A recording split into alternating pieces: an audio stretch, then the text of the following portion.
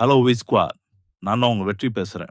Guys, இந்த வீடியோல ஆவாஷ் அனிமேவோட 24 எபிசோட எக்ஸ்பிளனேஷன் தான் பார்க்க போறோம். மத்த 13 எபிசோட எக்ஸ்பிளனேஷன் பார்க்காதவங்க லிங்க் டிஸ்கிரிப்ஷன்ல கொடுத்திருக்கேன், போய் செக் பண்ணி பாருங்க. அதுக்கப்புறம் யாராச்சும் இந்த வீடியோக்கு லைக் பண்ணாம பார்த்துட்டீங்கன்னா மறக்காம லைக் போட்டு பாருங்க. அப்பதான் இந்த வீடியோ நிறைய பேர் ரெக்கமெண்ட் பண்ணும். எனக்கு வீடியோ பார்க்க ஒரு மோட்டிவேஷன் இருக்கும்.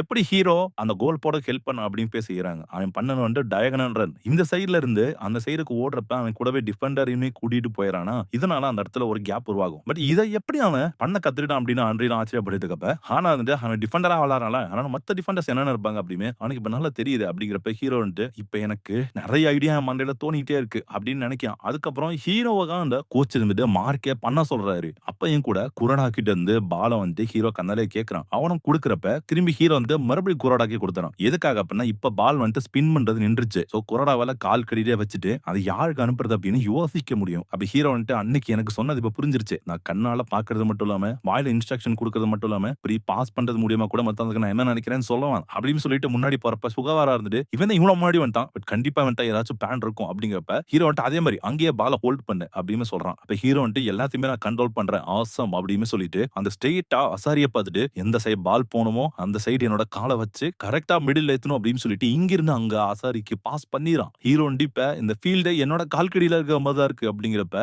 அசாரி இருந்துட்டு அங்க போயிட்டு டயகனல் ரன் தான் பண்றான். அப்ப அசாரி இருந்துட்டு நார்மலான இப்பெல்லாம் விளையாட மாட்டேன், பட் என்ன பார்த்த அந்த பாலை எத்துறப்ப இவங்க ஒரு கை பாத்தரா நீ அந்த சொன்ன மாதிரி இருந்துச்சு அசிட்டோ அப்படின்னு சொல்றப்ப ஹீரோ வந்துட்டு மறுபடியும் அந்த பாலை சைடுக்கு கொண்டு போறான். ஆனா வந்து நீ சொன்ன டயகனல் ரன் தானே பண்றான் அப்படிங்கிறப்ப ஹீரோ அவ்வளவு தூரம் அங்க எல்லாத்தையுமே கூட்டிட்டு போனதுனால இந்த சைடு பால் தடுக்கிறதுக்கு யாருமே இல்ல. அப்ப ஹீரோ வந்துட்டு கன்ஃபியூஷன் கிரியேட் பண்ணதுனால என் டீம்ல யார் வேணாலும் கோல் போலாம் அப்படிங்கிறப்ப பால் கோலுக்கு போகாதப்ப ஹீரோ வந்துட்டு அந்த யார் வேணாலும் அப்படிங்கிறது நானா ஊருக்கலாம் அப்படின்னு சொல்லிட்டு கோல் போட்டு நான் கோல் போட்டு எவ்வளவு நாள் ஆச்சு அப்படின்னு நினைக்கிறான். அப்ப ஹீரோவை பார்க்க அப்படியே டாட்சியாவை பார்க்க மாதிரி ஆனாக்கு இருக்கு. அப்ப அந்த கோச்சை பார்த்துட்டு அவன் இன்னும் மான்ஸ்டர் அந்த மாதிரி நினைக்கிறாரு. அதுக்கு ஹீரோ இருந்துட்டு என்ன மார்க் பண்ணதுனால நீங்க கோல் போட முடியாது அப்படிங்கிறப்ப ரெண்டு பேர் ஹீரோ கிட்ட வந்ததுனால மறுபடியும் கேப் வந்து ஹீரோ டீம் இருந்துட்டு மறுபடியும் கோல் போடுறாங்க. அப்ப குரடா இருந்துட்டு ட்ரைஅவுட்ஸ்ல நடந்தும்போது எது நடந்துச்சு, அங்க எல்லாரும் நம்பிக்கை இழந்திருக்கப்ப நீ மட்டும் தான் கிவ் அப் பண்ணாம இருந்த. உன்னை பார்த்து ஓட்டமாவும் டாச்சி பண்ணாவும் பின்னாடி ஓடி வந்தாங்க. மத்த யாராலுமே முடியல, அதனால அங்க செலக்ட் ஆகல. அதே மாதிரி தான் இங்கேயும் நடந்துட்டு இருக்கு அப்படிங்கிறப்ப அதுக்கேற்ற மாதிரி கோச்சுமே கனடாவின் மேல் அட்டாக் பண்ண வேணாம், டிஃபெண்ட் பண்ண சொல்லிடுறாங்க. ஆனா அவனோட டீம்மேட்ஸ் எல்லாமே அப்பதான் பண்ண வேணாம், எங்களுக்கு அட்டாக் பண்ணா கனடா வேணும் அப்படின்ட்டு கனடாக்கு சப்போர்ட் பண்றாங்க. அவன் கேப்டன் இருந்துட்டு எங்க எல்லாருக்குமே ப்ரோ ஆகணும்னு ஆசை, பட் சின்ன வயசுல எங்களுக்கு தடையா இருந்தது இந்த எஸ்பீரியன் யூத் டீம் தான். இவங்க ஒரு மான்ஸ்டர் மாதிரி இருந்தாங்க. அப்பதான் ஒரு வருஷத்துக்கு முன்னாடி நான் கேப்டன் ஆனப்ப இந்த கனடா வந்தா அப்படிங்கிறப்ப வந்தப்பமே என்கிட்ட பால குடுக்கனா கோல் போடுறேன், அந்த எஸ்பீரியன் யூத் டீமை நம்ம கிரஷ் பண்ணணும் அப்படின்னு தான் சொல்லியிருக்கான். அப்ப இந்த கேப்டன் வந்துட்டு அப்பையில இருந்து நீ திரும்ப அதே தான் சொல்லிட்டு இருந்த, சொன்ன மாதிரி கோலுமே போட்டார் அப்படின்ட்டு இப்ப அவங்க போயிட்டு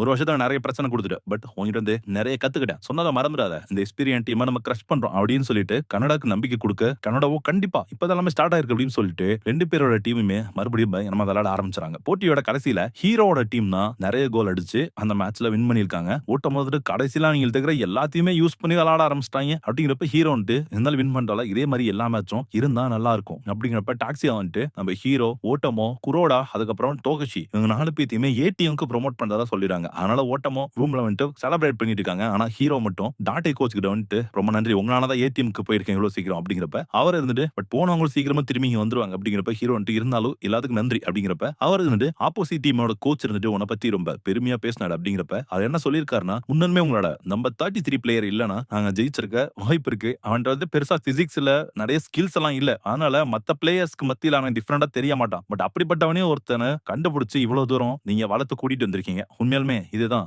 ஜூனியர் யூத் டீம் கிளப் அப்படின்னு சொல்லியிருக்காரு. இவர் வந்துட்டு ஏடிஎம் வந்துட்டு ரொம்ப கஷ்டமா இருக்கும், இருந்தாலும் அந்த கஷ்டத்தெல்லாம் தாங்கிட்டு ஒவ்வொரு ஸ்டெப்பா முன்னேறிப்போ கண்டிப்பா உன்னால முடியும்னு எனக்கு தெரியும் அப்படின்னு சிரிக்க அவங்களுக்கு கண்டிப்பா அப்படின்னு சொல்ல இவர் வந்து சரி நீ செலிப்ரேட் பண்ணலையா அப்படிங்கிறப்ப ஹீரோ வந்து எனக்கு எக்ஸைட்டிங்காவே இல்ல அப்படின்னு சொல்லிட்டு ஆமா ஏன் எக்ஸைட்டிங்காவே இல்ல, ஒருவேளை மேட்ச்லயே நல்லா எக்ஸைட் ஆயிட்டனோ அப்படின்னு போயிட்டு இருக்கப்பதான் அந்த இடத்துல மழை பெய்யுது. அப்பதான் ஹானாவுமே அவனை தாண்டி போறான். அப்பதான் ஹானாவை பார்த்தோன்னா அவனுக்கு எக்ஸைட் ஆயிருது. அவன் போயிட்டு நான் ஏடிஎம்க்கு போயிட்டு தெரியுமா சூப்பர்ல அப்படிங்கிறப்ப அவர் ரெண்டு டப்புன்னு கட்டி பிடிச்சாரா. அதுக்கப்புறம் ஜஸ்ட் கிடிங் ஏடிஎம்க்கு போயிட்டியா ரொம்ப சூப்பர் அப்படின்னு சொல்லிட்டு போறப்ப மழை இன்னும் பெருசா வந்துருது. சோ அங்கேயே ரெண்டு பேரும் இருந்தாங்க. ஹீரோ வந்து எதுக்கு கட்டி பிடிச்சா அப்படின்னு நினைச்சிட்டு இருக்கிறப்ப அவர் வந்துட்டு முதல்ல லைட்டரா போயிது நான் போறேன் அப்படின்னு சொல்லிட்டு போறா. ஹீரோ வந்துட்டு இங்கெல்லாம் நீ போக முடியாது, இங்க தண்ணி அவ்வளவுக்கு பி டீம் கிரவுண்ட்ல வந்துட்டு போகாது, பட் ஏ டீம் கிரவுண்ட்ல அப்படி இருக்காது, ஆனா எனக்கு எந்த பிரச்சனையும் இல்ல அப்படிங்கிறப்ப அதையும் தாண்டி அவ போக பாக்குறா. ஹீரோ வந்து உனக்கு என்ன பிரச்சனை இப்படி வியடா நடந்துக்கிற அப்படிங்கிறப்ப அவர் வந்துட்டு நான் வியடு தான், என்னால இப்போதைக்கு உன்னை பார்க்க முடியாது, நான் வியடு தான் அப்படின்னு சொல்றா. அதுபடி ஹீரோ வந்துட்டு உனக்கு எனக்கு ஒரு பிளேயர ரொம்ப பிடிக்கும்னு சொன்னேன்ல. அது ஓல்ட் மேன் டார்சியா தானே அப்படிங்கிறப்ப, அவர் வந்துட்டு ஆமா அப்படின்னு சொல்ல, சாக்கரே தெரியாத உனக்கு புடிச்சிருக்குன்னா,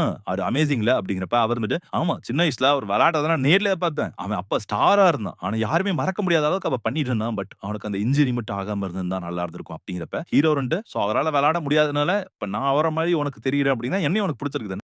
பட் அது பரவால்ல. நீ வந்துட்டு சியர் பண்றது எனக்கு புடிச்சிருக்கு. உன்னோட சியர் வந்துட்டு எனக்கு ஒரு பவர தருது. சொல்லப்போனா நீ வந்த மேட்ச் எல்லாமே நான் ஜெயிச்சிருக்கேன். அதனால எல்லா மேட்ச்சுக்கும் அப்படின்ட்டு திரும்பி பார்க்கிறப்ப, அவர் வந்துட்டு உண்மையாலுமேவா என்னோட சியர் உனக்கு புடிச்சிருக்கு அப்படிங்கிறப்ப, ஹீரோ வந்து கண்டிப்பா. சரி அத விடு. நாளைக்கு நான் ஏடிஎம்க்கு போறேன். என்ன சியர் பண்ணி அனுப்பி வை அப்படிங்கிறப்ப, டப்புனு அவ இருந்துட்டு நம்ம ஹீரோவோட நெத்தியில இருந்து கிஸ் பண்ணிட்டு அவ பாட்டுக்கு ஓடிர்றா. அதுக்கப்புறம் அங்க அப்படியே கட் பண்ணி ஹீரோ ரெடி ஆயிட்டுக்கு என்ன பிரின்சஸ் உன்ன தூக்கிட்டு தான் போணுமா? அப்படின்னு டோகிஷி கேட்க, ஹீரோ வந்துட்டு இப்ப ஏ டீம்ல வந்துட்டு ஜாயின் பண்ணினா, அதோட இந்த எபிசோட் முடியுது. இந்த சீசனுமே முடியுது. உண்மையாலுமே சூப்பரான அனிமே கைஸ். எனக்குமே ரொம்ப புடிச்சிருந்துச்சு. நம்ம சேனல்ல ஓடுற ஃபர்ஸ்ட் ஸ்போர்ட்ஸ் அனிமே நெனைக்கிறேன். சோ சப்போர்ட் பண்ண எல்லாத்துக்குமே ரொம்ப நன்றி. நீங்களும் என்ஜாய் பண்ணியிருப்பீங்க அப்படின்னு நெனைக்கிறேன். இதுக்கு வந்துட்டு சீசன் 2 வந்துட்டு இதுவரைக்கும் அனௌன்ஸ் பண்ணப்படல. வரதுக்கு வந்து வாய்ப்பு கஷ்டம் அப்படிங்கிற மாரி தான் சொல்றாங்க. ஏன் நடக்குது அப்படின்ட்டு பொறுத்திருந்து பார்க்கலாம். உங்களுக்கு இந்த அனிமேல யாரு புடிச்சிருந்தா அப்படின்றத மறக்காம கமெண்ட் பாக்ஸ்ல சொல்லுங்க.